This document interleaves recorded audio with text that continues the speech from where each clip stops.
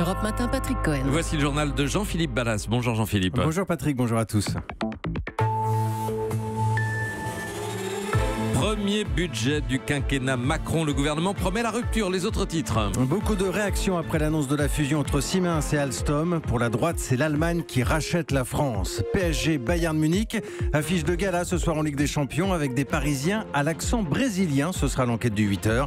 Et puis vous entendrez David Hockney, le géant de la peinture, fait don de l'une de ses toiles au centre Pompidou. 8h15, le ministre de l'Intérieur Gérard Collomb qui défend sa loi de sortie d'état d'urgence à l'Assemblée. Laxiste ou liberticide, il sera notre invité. Un budget pour tous les Français, les ménages, les entreprises, c'était la promesse du gouvernement. Présentation aujourd'hui du projet de loi de finances en Conseil des ministres. On a beaucoup parlé, c'est vrai, de la hausse de la CSG d'un côté et de la baisse progressive des cotisations maladie et chômage de l'autre, mais pas toujours évident de s'y retrouver à hauteur de contribuables. Alors nous avons voulu prendre un exemple concret. Nous sommes allés voir un couple de trentenaires qui habite Vanves, tout près de Paris, et qui fait ou tente de faire ses calculs. C'est un reportage de François Geffrier. Ils sont mariés depuis quelques mois et ont emménagé dans ce 3 pièces. On fait les présentations. Marjolaine, je suis bibliothécaire. Et Thibaut, je suis chef de projet marketing. Elle est donc fonctionnaire et lui, salarié dans le privé. Il y a pas mal d'annonces en ce moment sur la fiche de paye. Est-ce que vous savez ce qui va se passer ou pas? Pas du tout. Or moi, ce que j'ai lu, c'est que la CSG allait augmenter, mais par contre que le reste allait baisser. Donc, surprise, surprise. Thibaut et Marjolaine apportent leur dernière feuille de paye sur la table du salon. Il faut prendre le salaire brut. Alors, voyons ça. Calcul vraiment pas simple. 109 plus 40, on va y arriver. Mais au bout de 10 minutes, un résultat, Thibaut devrait gagner 20 € de plus par mois l'an prochain. C'est 2 places au ciné avec ma femme. C'est la cerise sur le gâteau, ça changera pas mon cours de vie, mais ça fait quand même plaisir. Non, 20 € par mois, ça change pas grand-chose, non. Je t'offrirai un livre par mois.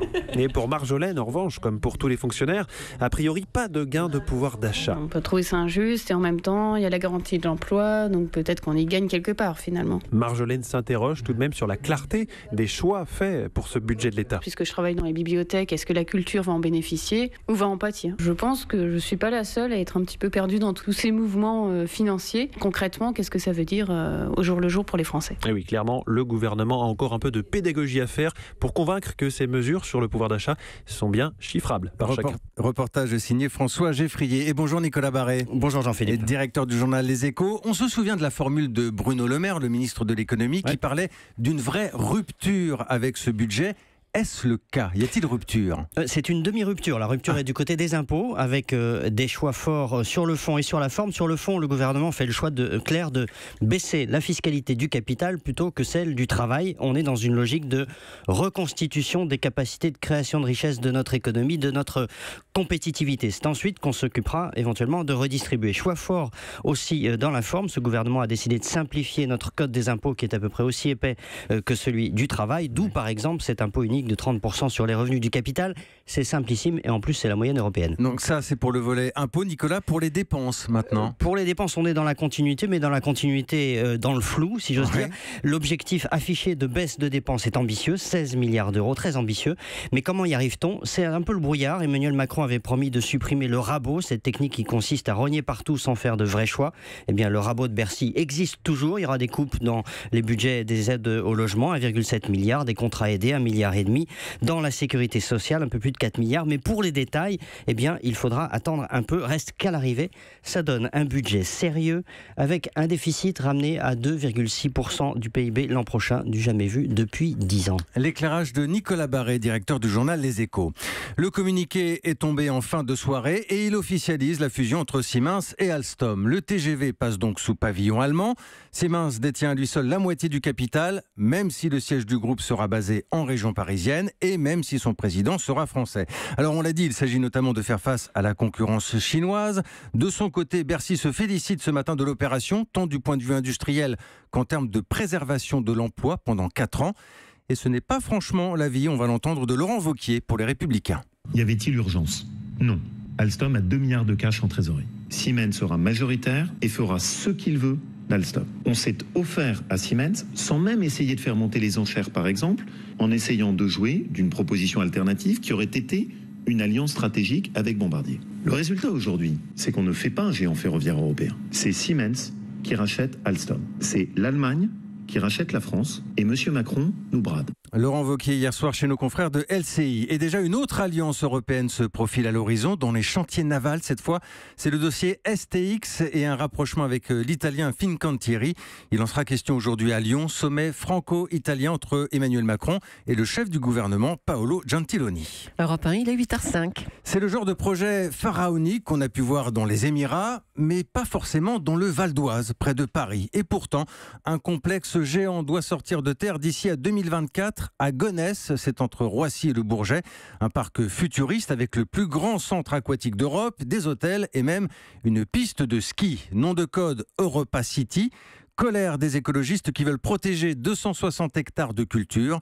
Sébastien Krebs est allé voir sur place. Reportage. C'est un triangle de terres agricoles coincé entre les bretelles d'autoroute et 2 aéroports. Ici, les avions passent si bas que la zone est inhabitable. Mais au bord du champ de céréales, Bernard Loup rêverait plutôt d'y développer une ferme bio et s'indigne de cette bétonisation programmée. Certains parlent de Dubaï en Île-de-France. On est sur une ZAD, sur une zone à défendre. Et comme à Notre-Dame-des-Landes, on fera preuve de toute l'imagination nécessaire. Premier acte de résistance, les associatifs y font pousser des légumes. Mais rien n'arrêtera le projet, martèle le maire de Gonesse, Jean-Pierre Blazic. Pour lui, c'est une chance, faire de sa ville le nouveau pôle touristique du futur Grand Paris, avec métro automatique reliant la capitale en 20 minutes et à côté des salles de spectacle et des parcs de loisirs, une antenne du Grand Palais pour la culture, des hôtels dernier cri, des concept stores, le tout aux plus hautes normes environnementales. Il n'y a pas de faisabilité, sinon on est dans une exigence et on a la campagne. Après la réalisation du projet, 37% des surfaces resteront agricoles. C'est sans préjudice pour l'agriculture, mais très utile pour un des projets structurants du Grand Paris de demain. Un complexe à 3 milliards d'euros uniquement financé par le privé,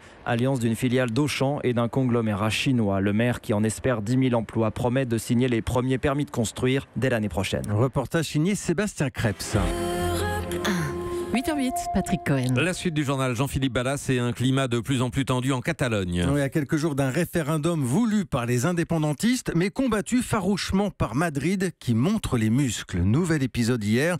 La police a reçu l'ordre de neutraliser les bureaux de vote qui sont prévus pour dimanche. Et c'est un cas de conscience, un problème de loyauté pour les policiers catalans. Oui, ils ont beau être payés par Barcelone, ils doivent surtout faire respecter la loi de Madrid. On appelle ces policiers les Mossos d'Esquadra. Notre correspondant, Henri de Laguérie, leur a tendu son micro. Pour faire appliquer les décisions de la justice espagnole, les Mossos d'Esquadra vont devoir désobéir au gouvernement catalan. Concrètement, les policiers de la région devront neutraliser les bureaux de vote d'ici vendredi et, si besoin, dimanche, retirer les urnes que souhaite installer l'exécutif indépendantiste. Une mission délicate pour des forces de l'ordre un peu déboussolées, comme l'explique Valentine Anadon, porte-parole du syndicat majoritaire des Mossos. On essaye de nous mettre au milieu d'un conflit de loyauté, mais comme toujours, les Mossos exécuteront les ordres reçus par les instances judiciaires.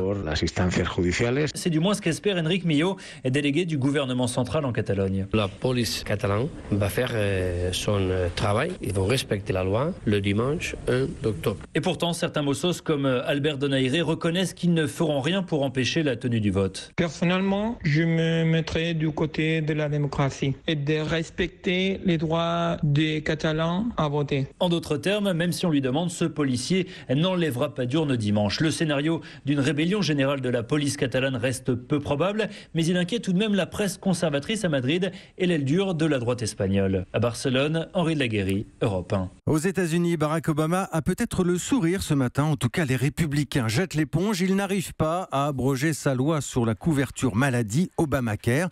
Et c'est une défaite pour Donald Trump. Des républicains qui ne sont pas tombés d'accord entre ceux qui trouvaient le projet bâclé ou pas assez radical ou au contraire trop cruel pour des millions d'Américains.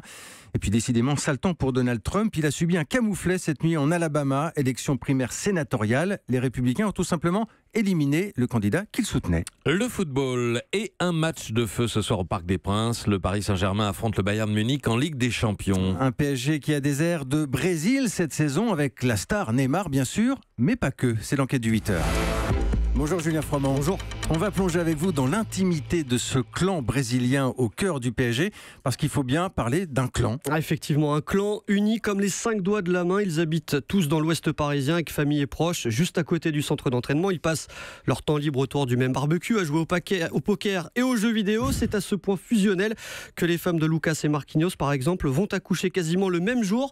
Neymar, lui, ne se déplace jamais sans ses amis d'enfance. Carrément, mais dites-moi, Julien, c'est pas très collectif tout ça? Alors, ils font des efforts. efforts, notamment pour parler français. Neymar ne prend pas encore de cours, mais il s'y met, comme le raconte Marquinhos. Ney, il y a encore un peu plus de difficultés, mais il essaye, il demande comment je dis ça, comment je dis ci. Voilà, comment je demande de jus d'orange à un restaurant, des trucs comme ça. C'est bien quand même, hein, l'accent brésilien. Bon, dites-moi, les autres joueurs du PSG, ceux qui ne sont pas brésiliens, ils sont exclus? Non, prenez par exemple le week-end dernier pour l'anniversaire du capitaine Thiago Silva, le reste de l'effectif a pu apprécier l'ambiance brésilienne.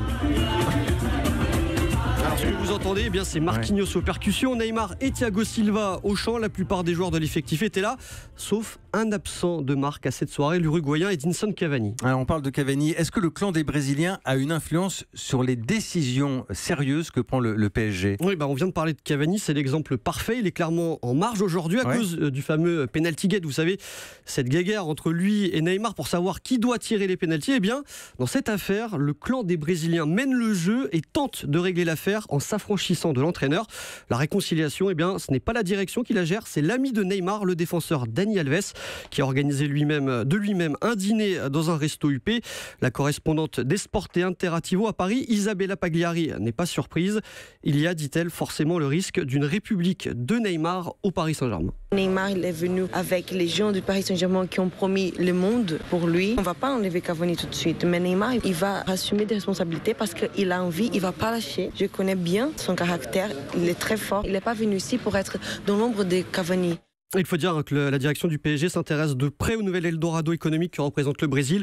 85 millions de Brésiliens ont suivi en direct à la télé la présentation de Neymar à Paris. L'enquête du 8h signée ce matin, Julien Froment. Europe 1, 8h13. C'est un geste plutôt rare dans le monde des arts. David Hockney, le très grand peintre britannique, a fait don de l'une de ses très grandes toiles au centre Pompidou à Paris. Il s'agit de l'arrivée du printemps à Wallgate. Reportage Diane Chenouda. C'est une toile monumentale, un chemin dans la forêt, aux couleurs vives et joyeuses, dans l'Angleterre de son enfance, pour David Hockney, qui vit en Californie, où il n'y a pas de saison. Le printemps, je l'ai vécu à nouveau quand je me suis mis à marcher à travers Holland Park à Londres. J'avais oublié cette sensation.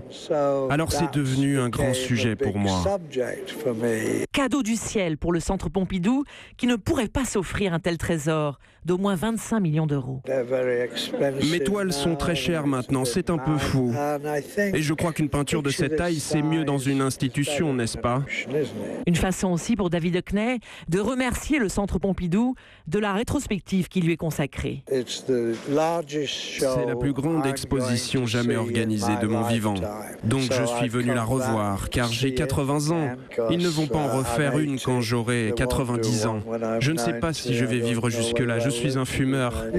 David Hockney, qui malgré son âge, continue de peindre. Voilà, David Hockney avec Diane Chenouda. Merci, c'était Jean-Philippe Ballas pour le journal. Europe